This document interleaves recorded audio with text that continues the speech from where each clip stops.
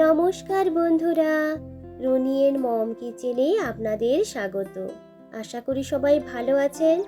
আটা দিয়ে দারুণ একটি হেলদি ও টেস্টি ব্রেকফাস্ট বা টিফিন রেসিপি আজকে আমি আপনাদের সঙ্গে শেয়ার করব। এই টিফিনগুলো দেখতে যতটা সুন্দর হয়, খেতে কিন্তু তার থেকেও আরও বেশি টেস্টি হয়। সকালের ব্রেকফাস্ট, রাতের ডিনার বা বাচ্চাদের টিফিনের জন্য কোনো রকম মাখা বেলার ঝামেলা ছাড়াই অল্প কয়েকটি উপকরণ দিয়ে চটজলদিভাবে আপনারা বানিয়ে নিতে পারবেন।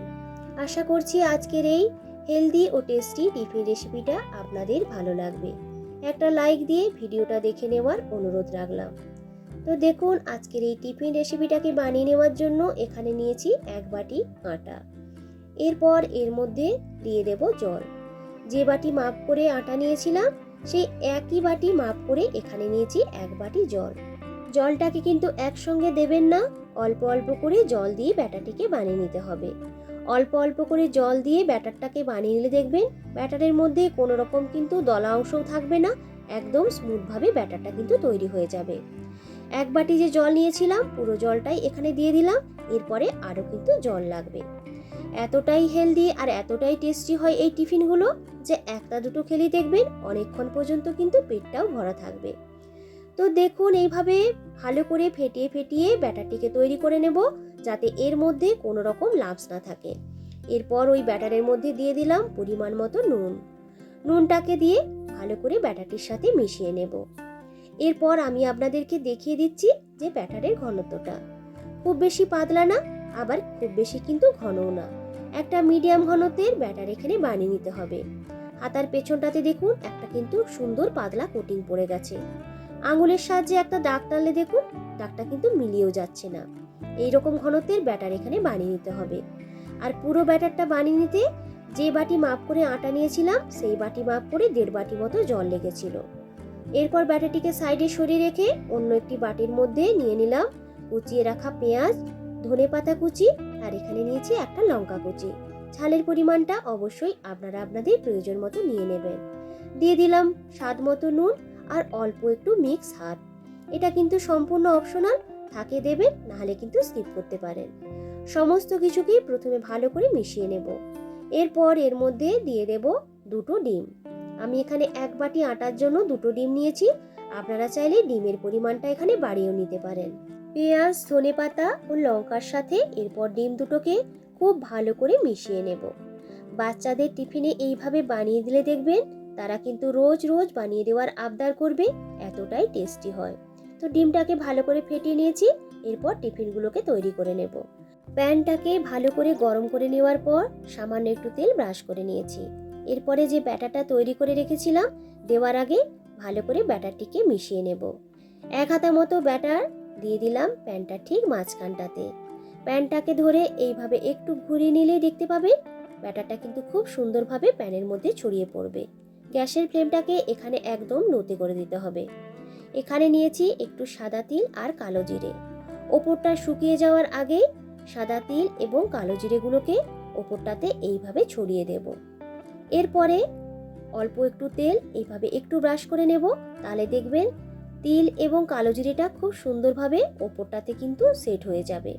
নিচের দিকটা যখন একটু ভাজা ভাজা হয়ে আসবে একটা খুন্তির সাহায্যে উল্টে দেব। তিল এবং কালো জিরেগুলো দেওয়ার কারণে এই টিফিনগুলো যখন খাবেন দেখবেন তিল এবং কালো জিরেটা মুখে পড়লে খেতে কিন্তু বেশ ভালো লাগবে। ওপরের দিকটাতে ডিমের মিশ্রণটাকে একটা চামচের সাহায্যে খুব ভালো করে এইভাবে একটু লাগিয়ে নেব। এরপরে আরও সামান্য একটু তেল ওপরটাতে এইভাবে ছড়িয়ে নেওয়ার পর উল্টে দেব ডিমের সাইডটাকে ভেজে নেওয়ার জন্য।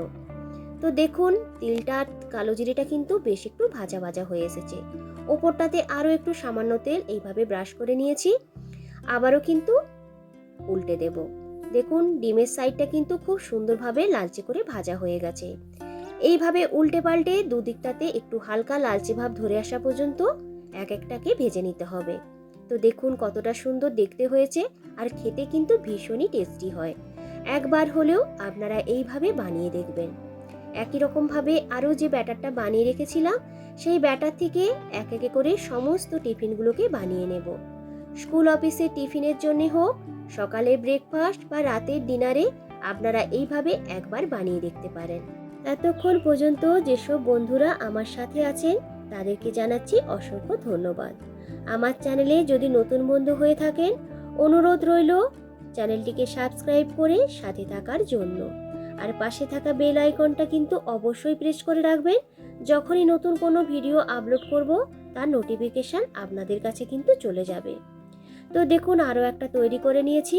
একই রকমভাবে সমস্তগুলো কিন্তু তৈরি হয়ে গেছে। আপনারা চাইলে এইগুলোকে শুধু সস দিয়েও কিন্তু পরিবেশন করতে পারেন। তবে আজকের এই টিফিন রেসিপিটাকে আর একটু টেস্টি বানিয়ে নেওয়ার জন্য এখানে নিয়েছি একটু গাজর কুচি আর শসা কুচি। এর মধ্যে দিয়ে দেব অল্প একটু চাট মশলা আর একটু বিট লবণ। শসা ও গাজর কুচির সাথে বিট লবণ এবং চাট মশলাটাকে খুব ভালো করে মিশিয়ে নেব। এইভাবে একবার আপনারা টিফিনটা বানিয়ে দেখুন, আশা করছি আপনাদেরও ভালো লাগবে। এরপরে একটা রুটিকে নিয়ে নিয়েছি। যে দিকটাতে ডিম আছে ওই সাইডে অল্প একটু সস এইভাবে চামচের সাহায্যে মাখিয়ে নেব। বাচ্চাদেরকে এইভাবে একবার টিফিনটা বানিয়ে দিয়ে দেখুন, টিফিন বক্স তো খালি হয়ে ফিরে আসবে, তার সাথে সাথে রোজ রোজ কিন্তু বানিয়ে দেওয়ারও আবদার করবে, এতটাই টেস্টি হয়। এরপরে যে স্যালাডটা তৈরি করে রেখেছিলাম শসা কুচি ও গাজর কুচি দিয়ে, সেই স্যালাডটাকে একটা দিকে লম্বা করে দিয়ে এইভাবে রোল করে নিলেই কিন্তু তৈরি হয়ে যাবে আজকের এই আটা দিয়ে তৈরি হেলদি টিফিন রেসিপিটা।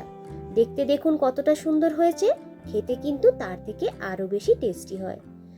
তো বন্ধুরা, আটা দিয়ে তৈরি আজকের এই হেলদি ও টেস্টি টিফিন রেসিপিটা আপনাদের কেমন লাগলো অবশ্যই কিন্তু কমেন্ট করে জানাবেন। যদি আজকের এই টিফিন রেসিপিটা আপনাদের ভালো লাগে, একটা লাইক ও বন্ধুদের সঙ্গে বেশি বেশি করে শেয়ার করার অনুরোধ রাখলাম। কতটা নরম তৈরি হয়েছে দেখুন, আর ভেতর থেকে কতটা সুন্দর দেখতেও লাগছে। একবার হলেও আপনারা এইভাবে বানিয়ে খেয়ে দেখবেন। পুরনো বন্ধুদেরকে অসংখ্য ধন্যবাদ জানিয়ে আবারও হাজির হব নতুন কোনো দিন নতুন কোনো রেসিপির ভিডিও নিয়ে। আজকের মতো টাটা।